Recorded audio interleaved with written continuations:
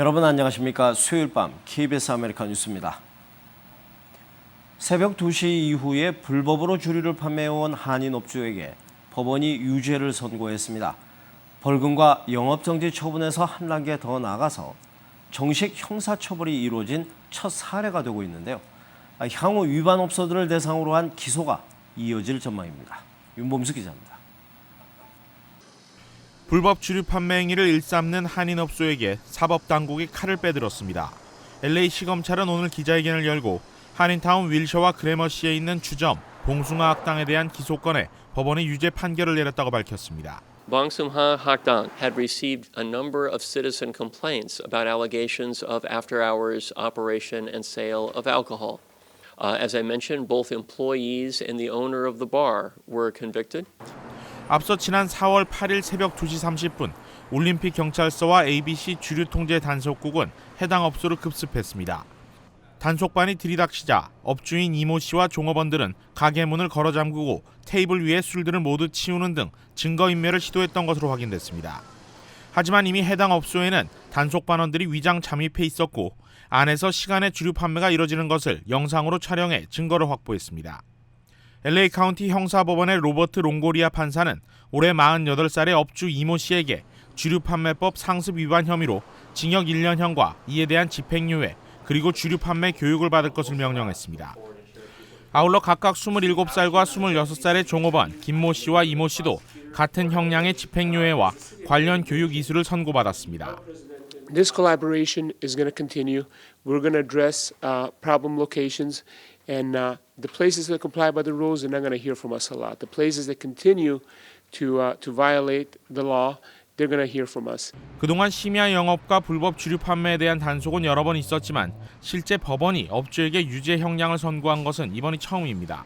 그동안은 단속이 벌어져도 벌금을 내고 임시 영업 정지가 풀리면 다시 심야 영업을 재개하는 경우가 많았습니다. 하지만 이번 판결로 업주는 물론 종업원까지 사법 처리 대상이 될 수 있게 됐다는 점에서 향후 경찰과 검찰의 강도 높은 단속과 기소는 계속 이어질 전망입니다. KBS 뉴스 윤범수입니다. LA시가 식수원을 보호하기 위해서 9,600만 개의 섀도우볼, 이른바 그림자 공을 방출했습니다. 한편 찜통새 경찰견을 방치해 죽게 한 텍사스 경관이 파면됐습니다. 박은비 기자입니다. 트럭 짐칸 문이 열리자마자 정체 모를 검은 공이 와르르 쏟아져 나옵니다. 대굴대굴 굴러가 저수지를 까맣게 뒤덮기 시작합니다. 마치 쓰레기 무단 투기 현장처럼 보이지만 사실은 LA시가 기록적인 가뭄으로부터 도시 식수원을 보호하기 위해 마련한 긴급 프로젝트입니다. 섀도우볼, 그림자공이란 뜻의 이 플라스틱 공은 각종 이물질로 인한 수질 오염을 막고 자외선을 차단해 물의 증발을 방지하는 역할을 하는데 광대한 저수지와 식수원을 완벽하게 보호하기 위해 무려 9,600만 개의 공이 뿌려졌습니다. 일본 오키나와 인근 해상에 미국 헬기 한 대가 함정 위로 추락해 6명이 다쳤습니다. 미 육군 소속 UH-60 헬기가 함정의 하드랜딩, 즉 바닥에 부딪히듯 떨어지면서 기체 일부가 파손된 건데요. 헬기에 타고 있던 17명 모두 구조됐지만 6명이 다쳤습니다. 불볕 더위 속에 순찰차 안에 있던 경찰견을 20시간 이상 내버려도 질식사하게 한 텍사스 경찰이 파면됐습니다. 텍사스주 남부 짐 웰스 카운티 경찰국은 경찰견을 차에서 죽도록 내버려둔 보안관 대리 레썸 롤던을 해고했다고 밝혔습니다. 경찰국은 이어 롤던을 중죄로 기소할 수 있는지를 지역 검찰과 논의하고 있는 것으로 알려졌습니다. KBS 뉴스 박은비입니다. 세계 최대 규모의 미니어처 아트 박물관이 새롭게 단장을 마치고 재개관해서 미주리주의 주민들의 큰 호응을 얻고 있습니다. 노승욱 기자입니다. 프랑스 베르사유 궁전에 루이 15세가 쓰던 방을 재구성한 모습입니다. 3,000개에 달하는 벽 장식부터 36가지 종류의 나무로 상감 세공을 한 책상까지 완벽하게 재현해냈습니다.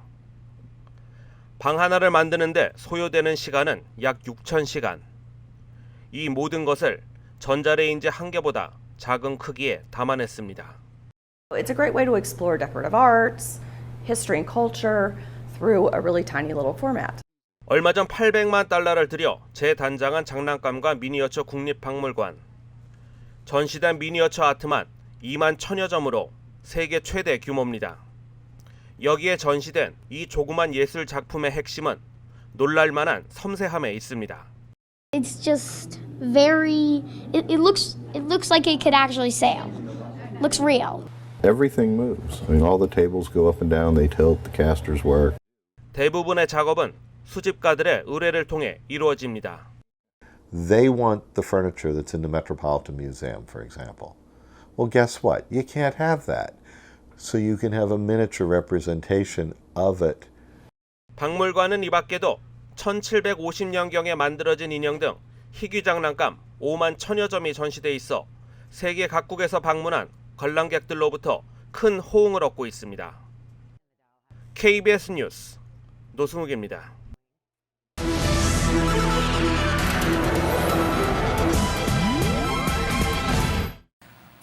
민주당 후보로 대선 후보 도전장을 낸 버니 샌더스 상원의원의 선전이 예사롭지가 않습니다.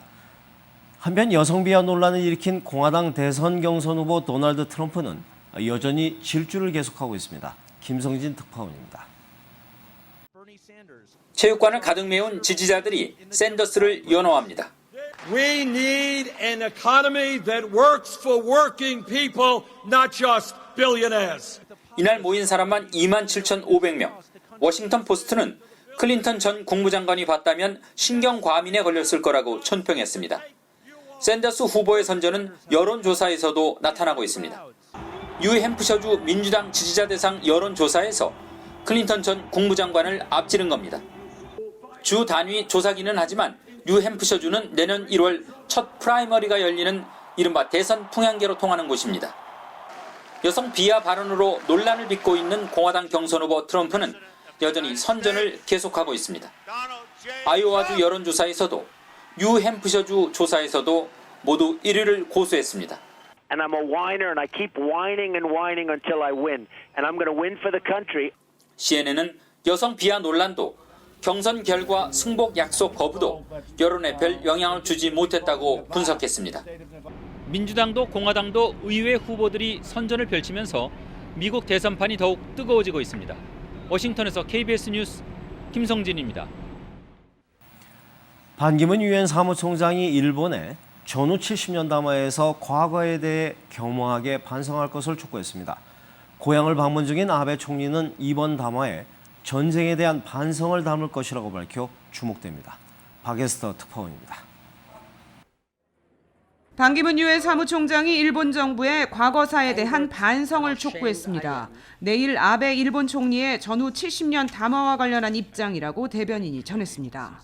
His sincere hopes that the anniversary will serve as a somber occasion to reflect on past history and to encourage all countries in the region to move forward together. 과거사에 대한 겸허한 반성에 기초해 진정한 화해와 협력을 이뤄 미래로 나가야 한다는 것입니다. 반 총장은 지난 3월 아베 총리와의 만남, 지난 5월 방한 등에서 잇따라 더 나은 미래를 위해 과거를 기억해야 한다는 등의 말로 일본을 에둘러 압박했습니다. 하지만 일본의 과거사에 대한 반성이라는 직접적 표현을 쓰기는 이례적입니다. 국제사회의 입장을 반영한 보다 강한 압박으로 해석됩니다. 담화 발표를 앞두고 아베 총리는 어제 고향인 야마구치현을 방문했습니다. 담화에 전쟁에 대한 반성을 담을 것이라고 밝혀 주목되고 있습니다. 자민당 지역 강연에서 아베 총리는 담화에 2차 대전에 대한 깊은 반성을 토대로 평화국가로서 국제사회에 공헌하겠다는 내용을 담겠다고 말했습니다.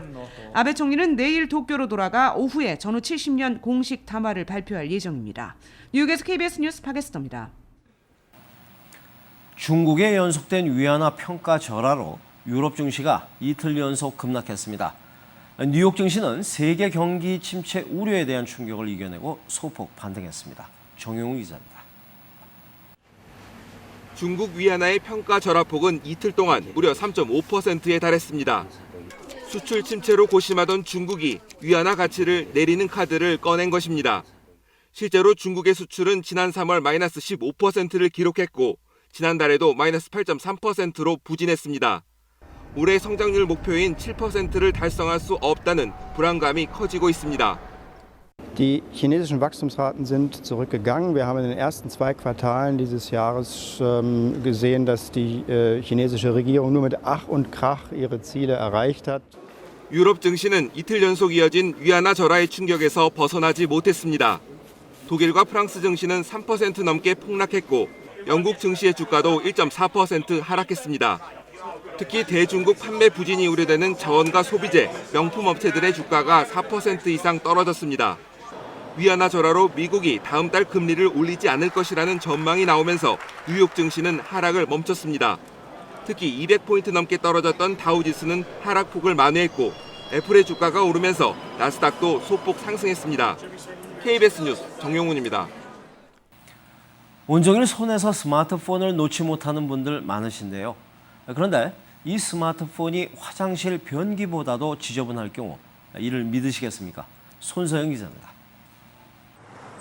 어딜 가더라도 손에서 놓을 수 없는 스마트폰. 화장실도 예외는 아닙니다. I'll end up in the bathroom at some point, so. Sometimes I'll put it up on top of the, toilet roll holder, to keep it away.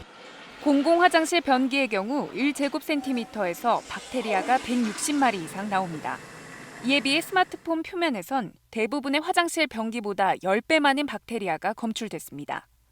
That cell phones harbor more bacteria than the bottom of your shoe or your toilet seat. 세균 종류도 식중독을 일으키는 대장균은 물론 열을 가해도 살균이 잘 안 되는 황색 포도상구균까지 다양했습니다. 스마트폰뿐 아니라 태블릿 PC나 컴퓨터 자판도 세균 천지인 것으로 나타났습니다. 손에서 번식한 세균들이 바로 옮겨가기 때문입니다.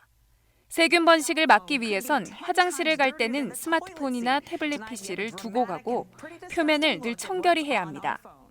Wipe the surface of that phone. It will cut down on the numbers of germs on the device. 또 무엇보다 손을 자주 씻어줘야 스마트폰 등 손으로 만지는 물건들의 위생 관리가 될 수 있다고 전문가들은 지적합니다.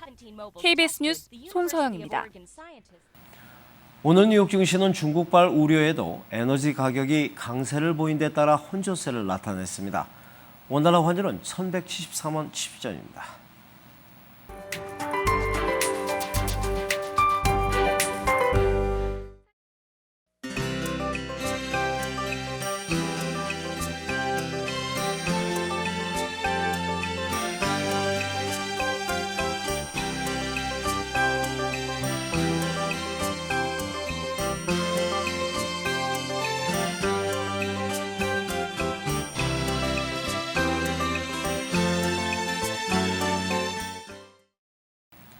수요일 밤 KBS 아메리카 뉴스를 마칩니다. 시청해주신 여러분 고맙습니다.